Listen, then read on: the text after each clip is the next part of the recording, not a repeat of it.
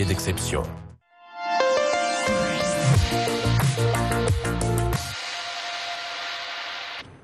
C'est l'heure de votre rendez-vous Paris pétille. Et notre invitée aujourd'hui, eh bien forcément, vous la connaissez. Il s'agit de Laurie Tillman. Elle est dans Bonsoir Paris en ces débuts de semaine. Vous la connaissez notamment en tant que Miss France 2011, mais elle est aussi créatrice de la marque parisienne. Et alors, son restaurant est aussi situé dans le 10e arrondissement de notre belle capitale. Et son ouvrage Au Top, le tome 2, sort le 9 mai prochain. Justement, ce tome 2, regardez, le voici. Il sortira en mai prochain et on va rejoindre Laurie.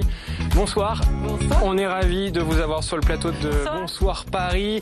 On vous sait très active, notamment sur la protection de l'environnement, et c'est un sacré sujet finalement à oui, Paris. Je félicite tous les bénévoles de la Villette, puisque Surfrider Foundation, j'ai vu des gens qui arboraient le t-shirt René Cotim, qui sont ces joggers qui ramassent les déchets, et je fais partie aussi de tous ces mouvements-là, donc on essaie d'être actifs. Alors justement, on va revoir ces images, et puis c'est assez impressionnant. C'est une opération qui a eu lieu donc ce week-end, et en seulement quelques heures, 70 000 mégots de cigarettes ont été récupérés dans ce bassin de la Villette. On a encore beaucoup de boulot finalement ici à Paris. C'est un véritable fléau. Ça paraît normal de jeter comme ça naturellement son mégot de cigarette dans le trottoir, mais qui au final le ramasse? Personne, si ce n'est des bénévoles, des gens actifs qui essaient de se bouger pour l'environnement. Et sinon, ça termine dans les caniveaux. Et les caniveaux, où est-ce qu'ils sont? Dans la mer. Voilà, on a tout compris. Et ça finit dans l'estomac de nos poissons, ces poissons qu'on ingère. Donc en fait, on se pollue nous-mêmes. Donc on a énormément de travail à faire. Je pense que les consciences sont en train de s'éveiller, et c'est aussi en diffusant ce genre d'images, en parlant, ne serait-ce que en ramassant les déchets, que les gens nous voient, que ça soit sur la plage, au bord de la Seine, je l'ai fait encore cet après-midi en courant, les gens réfléchissent et derrière vont peut-être le faire et ils l'apprendront à leurs enfants, etc. Alors justement, vous aussi, vous mettez à profit votre popularité pour ce genre d'œuvre pour agir en faveur de l'environnement, et vous l'avez dit, vous pratiquez le plugging. Alors on a découvert ça grâce à vous un peu, ici on va être honnête.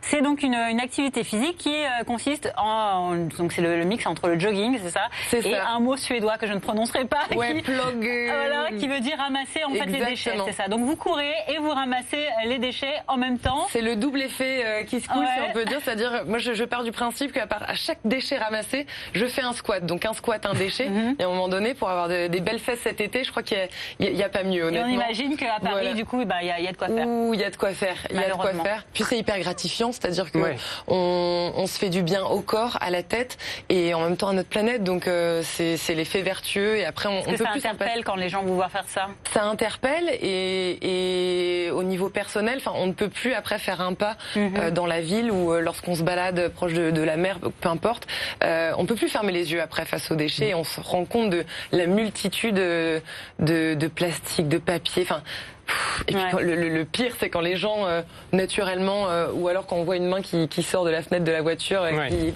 jette le paquet de cigarettes, après ça fait mal. Oui, c'est quelque chose que vous avez effectué sur le bassin d'Arcachon il y a quelques mois, et à Paris cet après-midi. Regardez, c'était sur votre réseau social Instagram, on en parle tout de suite après. Salut Fanny, j'espère que vous allez bien. Je profite de ce petit footing ensoleillé pour vous annoncer une chouette nouvelle.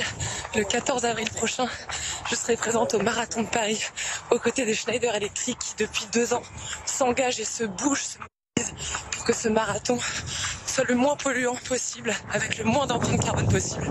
Voilà, j'espère que vous serez de la partie. Ciao. Et que vous couriez ce marathon. Ramassage de gobelets. Oui, ramassage de gobelets, vous dire en même temps.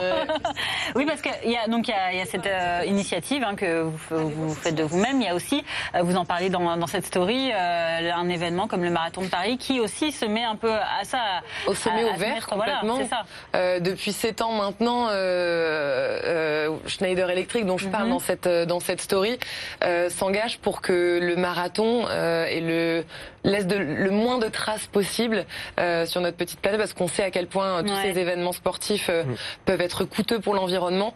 Donc c'est vrai que d'agir et de porter ces messages-là et d'engager tous les futurs marathoniens dans leurs entraînements pour faire en sorte que ces entraînements aient le moins d'impact possible, c'est aussi chouette de pas prendre sa voiture, de prendre son vélo par exemple pour aller jusqu'au canal Saint-Martin pour jogger quoi. Oui, mais ça va passer par quoi? Est-ce qu'on va courir comme ça un jour avec des poubelles qu'on pourra déposer à certains points lors du marathon? On sait que lors d'un marathon, on a à un moment donné des bouteilles d'eau. On peut aussi à ce moment-là jeter dans des poubelles. Il y aura de plus en plus de points pour jeter à la fois les gobelets parce que le marathon essaie aussi d'éviter tous ces gobelets plastiques en distribuant des gourdes avec de l'eau de Paris et en tout cas en mettant un maximum de poubelles à proximité tout au long des kilomètres du marathon qui aura lieu le 14 avril prochain. Donc voilà, c'est encore une fois on avance et je crois que les consciences s'éveillent et qu'on avance dans le bon chemin. Il y a beaucoup de choses qui sont en train d'être faites, que ce soit au niveau des entreprises, au niveau des événements sportifs et toutes les associations qui se soulèvent et qui deviennent, on devient de plus en plus solidaires et c'est ce qu'il y a de beau dans ces mouvements-là, c'est que voilà, les gens sont au coude à coude, main dans la main pour essayer de faire bouger les choses et ça c'est hyper positif. Il faut aussi souligner ce qu'il y a de bien et on va dans le bon sens. On va dans le bon sens également. Vous allez en tout cas toujours dans le bon sens au niveau aussi de la plantation des arbres. Alors on a un chiffre. Aujourd'hui on le sait, c'est le 15 millième arbre parisien qui a été planté. C'était ce week-end sur la place de la Bastille. Et vous aussi, vous avez participé à une plantation d'une forêt, 2000 arbres au bois de Vincennes avec les volontaires de l'association Reforestation. Vous y avez notamment évoqué ce chiffre, 5000, on le voit, c'est le nombre d'arbres qu'il faudrait planter pour compenser les émissions d'un Français au cours de sa vie, ce que vous avez rapporté. Est-ce qu'on est assez sensibilisé, vous trouvez, ici en Ile-de-France à tout ça ? Sur la question de la forêt, je crois pas. Je crois que en fait, on n'est plus habitué à avoir des arbres et des densités en fait, des étendues d'arbres. C'est devenu presque un peu étranger au profit de l'agriculture aussi, de l'élevage bovin. C'est-à-dire qu'on a rasé l'ensemble des forêts dont on disposait auparavant. Et je crois qu'il faut pas qu'on oublie que pour stocker le dioxyde de carbone qu'on dépense, que chaque être humain dépense, il faut que ces feuillages en fait fassent leur travail pour que nos enfants puissent respirer, pourquoi pas un air pur dans quelques années, puisque pour nous c'est un peu fichu, mais pour eux, ça serait bien d'y penser. Et c'est un sujet très francilien, la photo qu'on voit. Donc, ça a été diffusé sur votre Twitter. Vous l'avez mis sur Twitter. On est ici au bois de Vincennes, dans le sud parisien. C'est-à-dire que même à Paris et en Ile-de-France, on peut encore planter des arbres. Complètement. Et en fait, ce terrain sur lequel on a planté 2000 arbres samedi matin avec l'ensemble des bénévoles, il y avait des enfants, il y avait des grands, enfin tout le monde pouvait y participer. Il y avait la maire de Paris d'ailleurs, Anne Hidalgo, qui est venue nous rendre visite et qui a planté son arbre. En fait, on a investi un terrain que la ville de Vincennes dont la ville de Vincennes nous a fait don. Et en fait, c'est 2000 arbres plantés qu'on a plantés à la mode japonaise, c'est-à-dire où on diversifiait 23 espèces d'arbres. On les rapprochait au maximum de telle sorte à ce qu'ils soient le plus dense possible. En fait, on a recréé une forêt primaire, primitive, de telle sorte à ce que ces feuillages, dans 200 ans, il faut encore être patient, puissent stocker un maximum de dioxyde de carbone. Et cette forêt sera ensuite fermée au grand public, c'est-à-dire qu'on ne pourra plus y toucher. Ça sera vraiment le petit joyau de Vincennes. Et l'idée, c'est d'avancer tranquillement. Exactement. Alors, il y a d'autres actions que vous entreprenez, notamment au niveau de la mode, puisque vous êtes aussi, on le disait en introduction, la créatrice de la marque Parisienne et alors, une marque éco-responsable, jusqu'au bout de la démarche, vraiment, aucune matière d'origine. C'est la logique, c'est bien, vous êtes dans votre droite ligne. Donc, aucune matière animale dans vos vêtements. Une partie des recettes sont utilisées pour replanter justement des arbres. Voilà, la boucle est pour toutes les commandes, en fait, je vais au bois de Vincennes et je replante ces petits arbres. Donc, on voit souvent dans les magasins ce genre d'articles. On est un peu intrigué, on ne sait pas vraiment encore. Est-ce que la démarche est sincère? Est-ce que ça va vraiment jusqu'au bout? Même on vous voit que vous avez des emballages. Là, j'ai mis les mains dans la terre. C'est vrai. Là, je peux pas tricher. Non, on a un vrai suivi justement et on tient à informer les fidèles et les consommatrices de Parisienne et alors. c'est une vraie démarche authentique, naturelle et qui se veut engagée. Donc l'idée, c'est vraiment de donner aussi de la valeur à ces actions-là. Et au travers de la mode, alors, comment est-ce que ça se manifeste? Il faut savoir déjà, on va pas se mentir, que l'industrie de la mode, c'est la deuxième industrie la plus polluante au monde. Donc ça fait réfléchir et c'est vrai que dans cette démarche-là et dans mon envie vraiment d'essayer d'aller vers le mieux pour l'environnement, je me suis posé la question, mais tiens, qu'est-ce qui se fait de Made in France? Et on commence à avoir des trucs vraiment sympas, mais il y a quelques années, quelques mois, c'était pas encore évident de trouver des trucs un peu sympas, modernes, à la mode ou d'en créer sa propre mode avec des tissus chouettes qui dépotent un petit peu. Et en fait, c'est de là que l'idée de Parisienne et alors est née, qui est une marque un peu impertinente, un peu caméléon, et qui se joue aussi un peu de la mode et des codes pour en créer ses propres codes et sa propre notion de mode. Et c'est made in Paris, hein. C'est made in Paris, dans nos petits ateliers parisiens, on fait ça. Et c'est chouette. Ben voilà, il y a un petit bomber par exemple. Je suis sûre que ça vous allait à merveille. Peut-être que ça sera je suis sûr, c'est très grand, hein, mais la casquette. La casquette, la casquette. La casquette, c'est très à la mode. Moi, j'ai bien essayé la vie. Et puis on célèbre la vie avec Viva la Vida. Voilà, il y en a un peu pour tous les goûts. Il y a du zébré. C'est magnifique, c'est magnifique et c'est surtout made in Paris. Toi, voilà. En fait, elle l'avait vu depuis le début de l'émission, repéré. Voilà. Et pour être à la mode, il faut être aussi au top. Justement, on en parle très rapidement. On parle de Body Summer. Exactement, le Body Summer. Alors, on a fait un petit compte à rebours. L'été, c'est dans 87 jours. Au top, c'est le titre de votre ouvrage. Ça, c'est le tome 1. Il y a le tome 2 qui arrive en mai prochain. Le 9 mai, exactement. Est-ce qu'on peut être au top lorsqu'on est parisien francilien? Il y a la pollution, il y a les transports en commun, il y a la morosité ambiante. C'est difficile. On va amener un petit peu de peps, un petit peu de positivité, positive attitude. Et on a 30 jours pour être au top. Donc là, en mai, normalement, on sera dans les starting blocks. Et l'idée, c'est vraiment en 30 jours de se réapproprier une routine, qu'elle soit pour être bien dans son corps, bien dans ses baskets, dans son organisme, mais aussi dans sa tête. C'est important. Donc en fait, c'est un défi de 30 jours que vous pourrez mener à votre rythme, quel que soit votre niveau, condition physique, pour être le plus léger et surtout le plus heureux et la plus heureuse avant l'été, parce que ça c'est important de reprendre confiance en soi, se reconnecter à soi, aux autres. En tout cas, à vous voir, on en est convaincus, c'est possible à Paris aussi, en Ile-de-France. Mais à Paris, c'est surtout possible.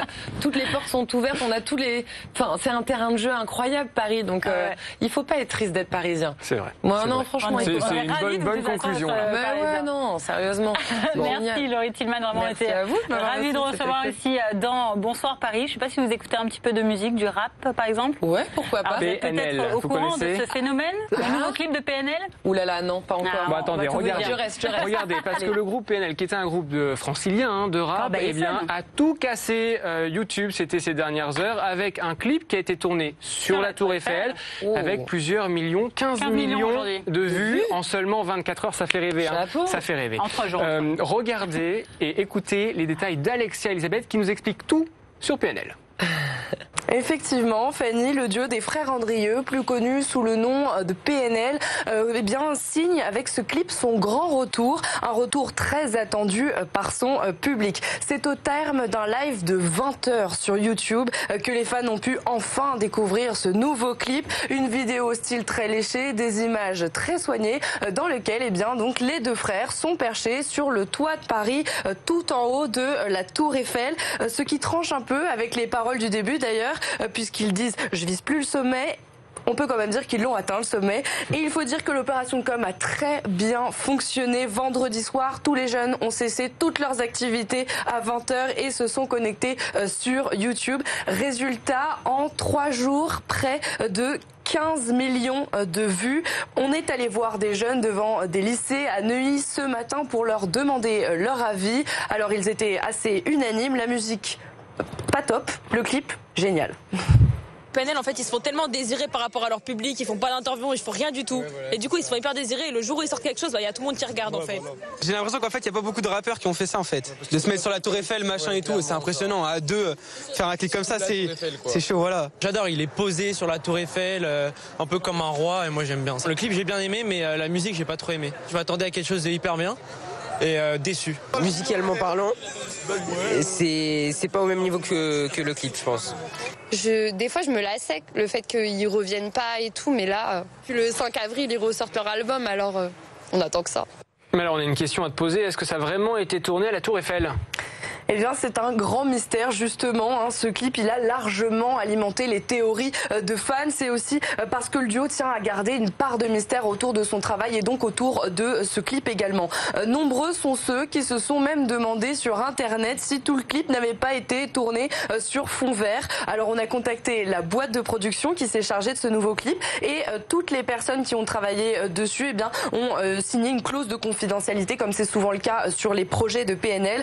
Et on a quand même eu une réponse. Il faut mal connaître la post-production pour penser que tout a été tourné sur fond vert. Voilà une réponse qui fait figure de premier indice. Alors il y a un autre détail qui peut laisser penser que PNL a effectivement foulé les marches de la Dame de Fer. Ce sont ces photos publiées juste après la sortie du clip sur Instagram par chacun des deux frères. Alors il y a celle-ci publiée par Nos déjà, où on peut distinguer clairement un harnais qui sera ensuite caché derrière le pull pendant le clip. Et puis il y a une deuxième photo publiée par son frère, donc Ademo. Il est donc assis au même endroit et puis la légende est assez claire, fallait bien s'asseoir quelque part et là on le devine clairement, une corde par laquelle est attaché le rappeur. Et puis il y a ces images qu'on voulait vous montrer à BFM Paris. Quand ces images, on s'est demandé finalement si elles n'avaient pas été tournées par drone.